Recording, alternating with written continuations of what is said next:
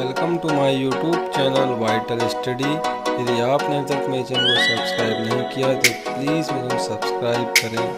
Student, इस video में आप देखेंगे निर्देशांक ज्यामिति कक्षा 10वीं का, उसके अंतर्गत विभाजन सूत्र सेक्शन फार्मूला क्या होता है। आइए, हमें कोई दो बिंदु दिए हैं ए और बिंदु बी। इन दोनों बिंदु पर हमें विचार करना है। इन दोनों बिंदु पे कोई एक बिंदु पी है, बिंदु पी जिसमें दर्शाएंगे एक्स और वाई। मतलब इस ए और बी इस रेखाखंड को वो इंटरनली मतलब आंतरिक उस पर क्या कर रहा है, M1 और M2 में ये विभाजित करता है। तो हमें क्या निकालना है, इस बिंदु ये पी है इसके निर्देशांक निकालने हैं, एक्स और वाई की वैल्यू निकालने हैं। कब? जब वो इस रेखाखंड को M1 और M2 अनुपात में विभाजित करता है। तो आप देख रहे हैं कि बिंदु A है, इसके निर्देशांक क्या हमारे पास x1 y1 है। बिंदु जो B है उसके निर्देशांक है x2 y2 है। तो हमने इस बिंदु A से इस अक्ष x पर मतलब OX पर एक लंब डाला है AR, आप देख रहे हैं चित्र में। इसी प्रकार से इस बिंदु P से इस अक्ष x पे एक लंब डाला है PS। इसी प्रकार से बिंदु B से लंब डाला हमने कि BT। इसी प्रकार इस बिंदु A से इस PX पर एक लंब डाला है AQ। इस बिंदु P से हमने एक BT पर लंब डाला है PC। तो अब हमें आप ये देख रहे हैं यहाँ पर कि त्रिभुज हो गया हमारे पास एक PAQ BPC, ये त्रिभुज है। आप देख रहे हैं कि हम तो रचना रूप में लिखेंगे इसमें कि जो त्रिभुज है हमारे पास, त्रिभुज कौन से त्रिभुज हो गए, PAQ समरूप त्रिभुज होगा BPC के। त्रिभुज APAQ त्रिभुज BP के समरूप है। ये त्रिभुज समरूप है अर्थात इनकी जो अनुपातिक भुजाएं वो कैसी होंगी, बराबर होंगी। तो PA बटे PB बराबर AQ बटे PC बराबर PQ बटे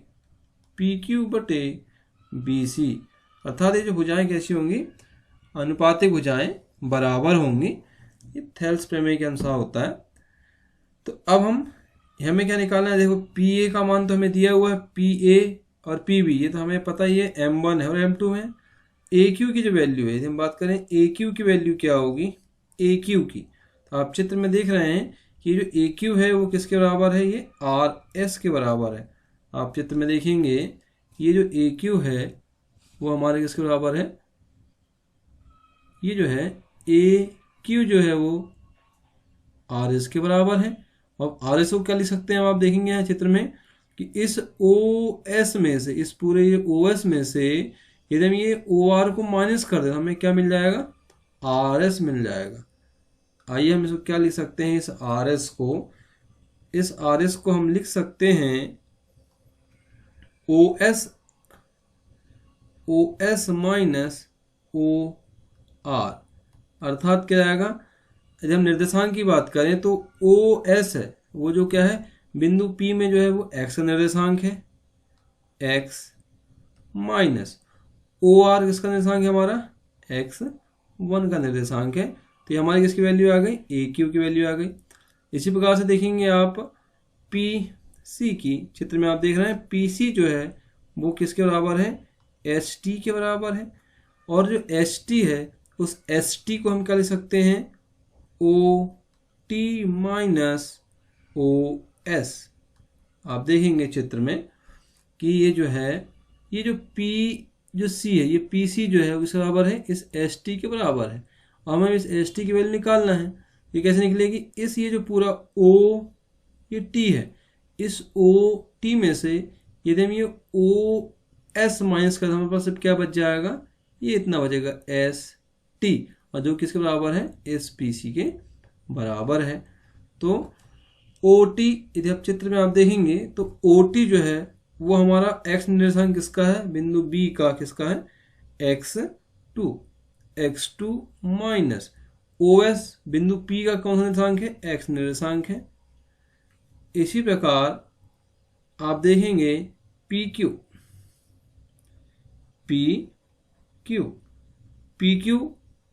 को हम कैसे याद सकते हैं, ये जो PQ है इस यदि मान लो हम इस PS में से QS को माइनस कर दें, PS में से QS को माइनस करेंगे तो हमारे पास क्या निकल जाएगा, PQ निकल जाएगा। PS की वैल्यू क्या होगी, ये जो है Y निर्देशांक है, जो क्या है हमारा बिंदु P का Y निर्देशांक है, तो क्या है ये हमारे पास है Y है, माइनस QS। आप देख रहे हैं चित्र में कि जो QS है वो AR के बराबर है। चित्र में आप देख रहे होंगे ये जो QS है वो AR के बराबर है। अर्थात AR क्या है हमारा, y अक्ष में क्या है, y1 का निर्देशांक है, ये क्या आएगा हमारे पास y1, ये आ गया आपका y1। PQ की वैल्यू आ गई। इसी प्रकार से PC की वैल्यू क्या होगी, PC की वैल्यू आप देखेंगे चित्र में देखेंगे तो हम PC को लिख सकते हैं, ये जो PC तो हम निकाल चुके हैं, PC नहीं आएगा, ये BC आएगा, BC। इस BC की वैल्यू क्या होगी, आप देख रहे हैं BC की वैल्यू होगी इस यदि BT माइनस CT, ये हम इस पूरे BT में से इस पूरे ये जो BT है इसमें हम इतना CT का माइनस कर दें, हमारे पास क्या बचेगा, BC बचेगा, जो हमें निकालना है। तो आप चित्र में देखिएगा ये एक्चुअली Y निर्देशांक है, तो ये जो BT है, BT हमारा क्या निर्देशांक है, Y2 निर्देशांक है। तो हमें इसे लिख सकते हैं, हम लिख सकेंगे इसे कि बराबर ये जो BT है ये कौन सा निर्देशांक है हमारा, Y2 निर्देशांक है, माइनस CT। आप देख रहे हैं CT जो है वो चित्र में देखेंगे, ये CT जो है, ये हमारा जो CT है ये किसके बराबर है, PS के बराबर। अर्थात ये PS जो y निर्देशांक क्या है हमारा, Y है, ये हमारे पास हो जाएगा आपका Y2 माइनस Y, ये आ गया आपका Y2 माइनस Y, ये हमारे पास कुछ वैल्यूज निकल गई। अब हमें जो हमारे पास इक्वेशन 1 थी, हम इसे इक्वेशन 1 नाम दे देते हैं, ये समय इक्वेशन फर्स्ट है, इक्वेशन फर्स्ट थी। इस इक्वेशन फर्स्ट में सभी वैल्यू रखते हैं, तो हम लिखेंगे यहाँ पे समीकरण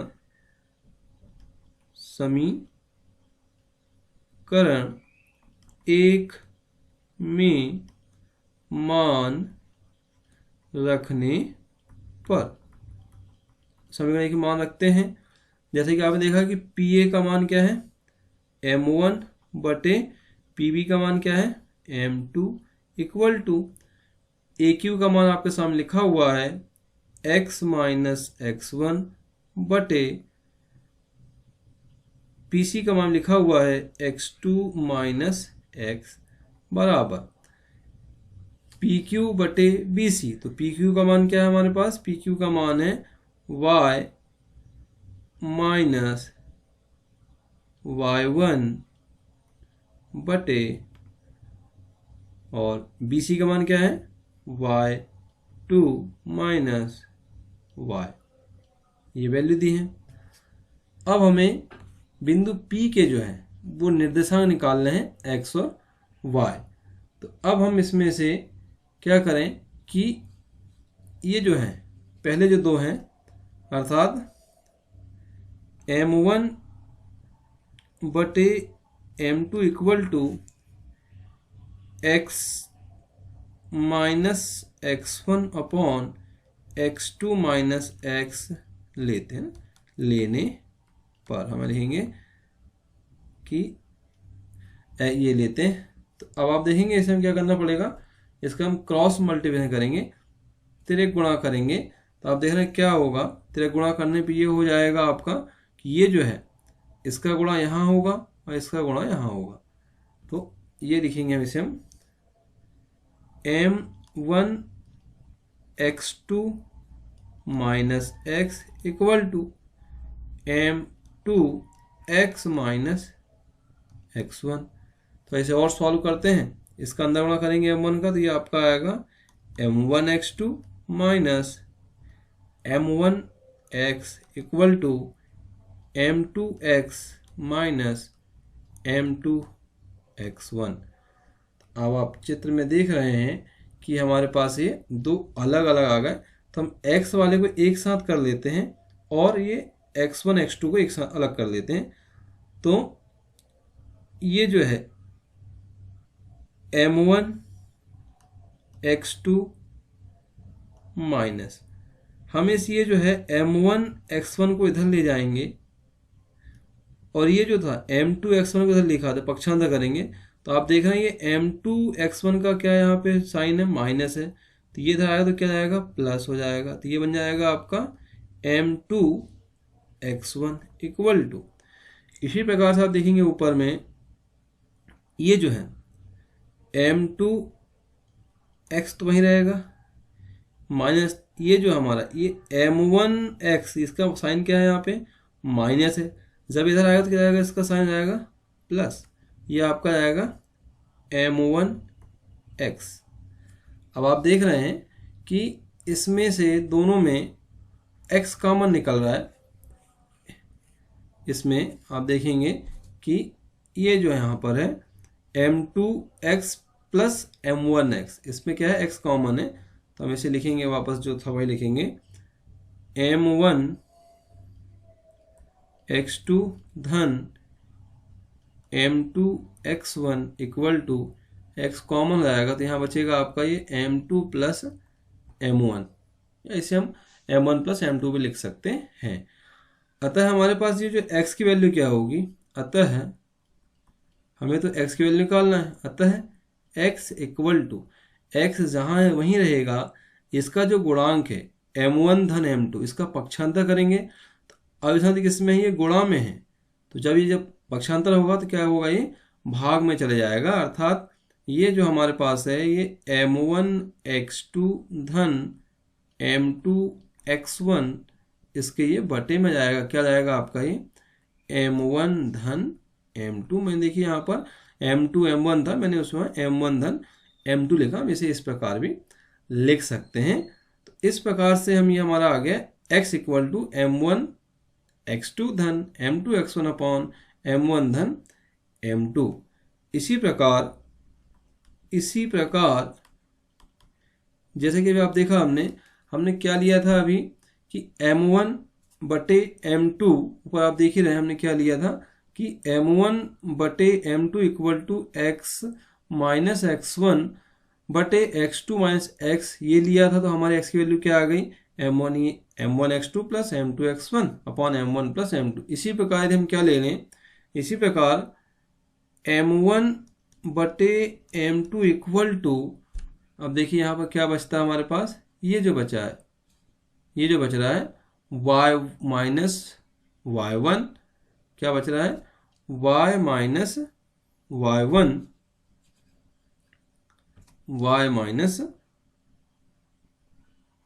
y minus y1 upon y2 minus y, यही था, देख लेते हैं एक बार, यह है या नहीं है, देख रहे हैं y minus y1 upon y2 minus y, वही लिया है।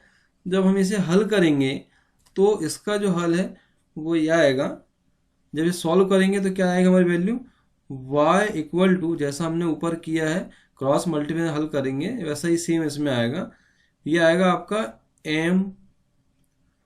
m1, जहाँ पे x2 है वहाँ पे क्या आएगा y2 प्लस m2, जहाँ x1 है वहाँ पे आएगा आपका y1 अपॉन, ये तो नीचे रहेगा m1 धन m2। तो हमें जो तो निर्देशांक थे x और y, अतः हमारे पास जो निर्देशांक है x और y, उनकी वैल्यू क्या आएगी, ये आएगी, अतः हम लिखेंगे यहाँ पे, अतः जो बिंदु P है उसके निर्देशांक एक्चुअल में होंगे क्या, m1 x2 धन m2 x1 अपॉन m1 धन m2 m1 y2 plus m2 y1 upon m1 धन m2। ये जो हैं होंगे, ये होंगे हमारे निर्देशांक। इस प्रकार से हम ये एक रेखाखंड AB को कोई बिंदु P m1 अनुपात m2 में विभाजित करता है तो उसके निर्देशांक हम ऐसे ज्ञात कर सकते हैं। और आप देखिए जो फार्मूला है उस पर यदि कोई दो बिंदु दिए हैं तो हमें उसके निर्देशांक दिए रहेंगे, x1 और x2 की वैल्यू भी दी रहेगी, इसी प्रकार से y1 और y2 की वैल्यू भी दी रहेगी। और जो बिंदु P है जो उसे क्या है m1 और m2 इसकी कुछ वैल्यू दे सकते हैं, उस पर ये विभाजित करेगा आंतरिक रूप से। तो हमें क्या निकालना, हम इस फार्मूले में सीधे ही उसकी मान रखेंगे, मतलब m का मान m1 का मान रखेंगे, x2 का मान रख देंगे, प्लस m2 का मान, x1 का मान, अपान इन दोनों को जोड़ देंगे। ये जो हमारी वैल्यू आएगी ये हमारा x निर्देशांक कहलाएगा, इस पे ये हमारा y निर्देशांक कहलाएगा।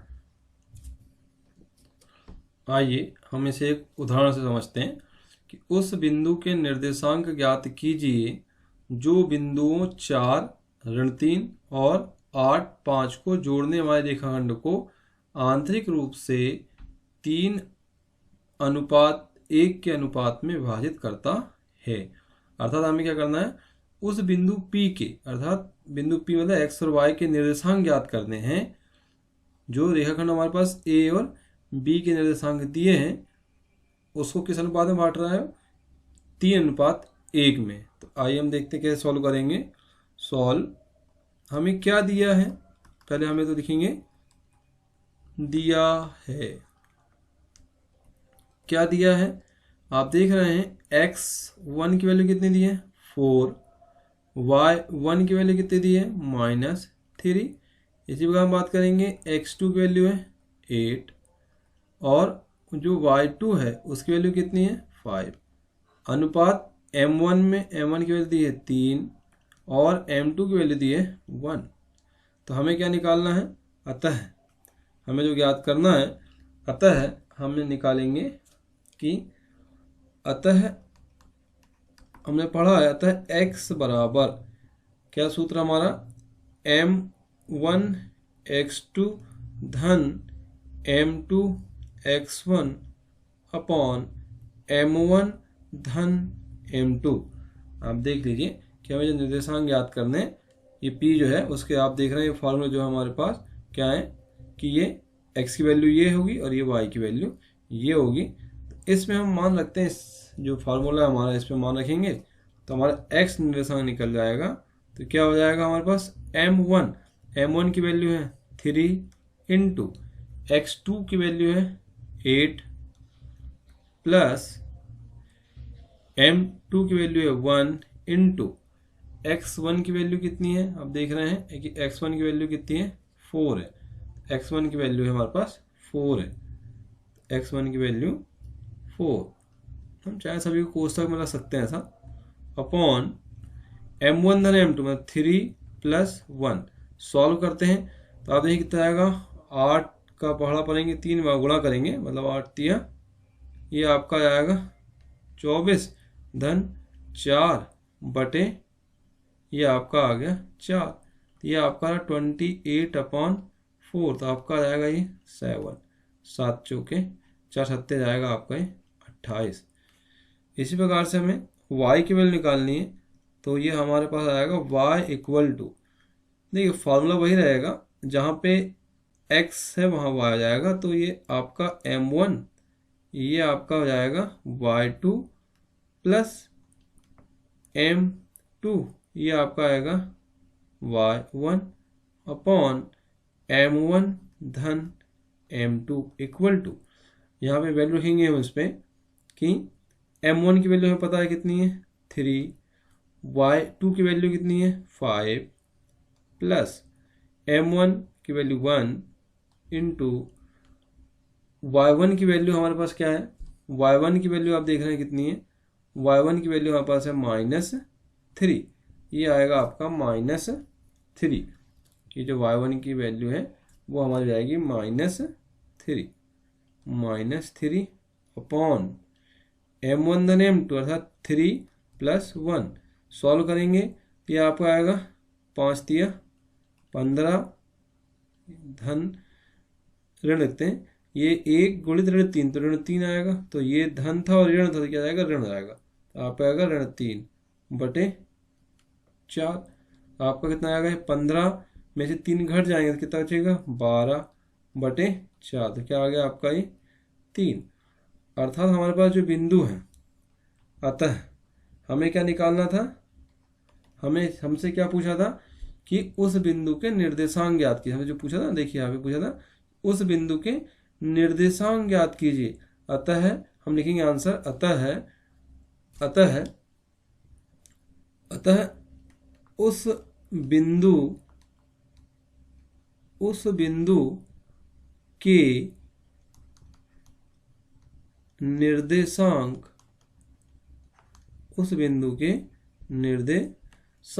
क्या होंगे 7, 3 है। ठीक है, मतलब वो जो निर्देशांक है वो 7, 3 है, मतलब बिंदु P के निर्देशांक 7, 3 है, जो उस रेखाखंड, मतलब रेखाखंड किसको AB को किस अनुपात में बांट देते हैं 3:1 में विभाजित कर देते हैं।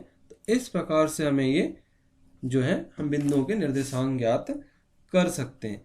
हो सकता है कुछ ऐसे क्वेश्चंस भी आ सकते हैं जहाँ पे हमें निर्देशांक दिए जाएं, मतलब तीनों बिंदु के निर्देशांक दिए जाएं और हमसे बोला जाए कि हमें ये बताइए कि ये जो m1 m2 की वैल्यू निकालें किस अनुपात में विभाजित करते हैं। उस प्रकार के भी कुछ क्वेश्चंस आपसे पूछे जा सकते हैं।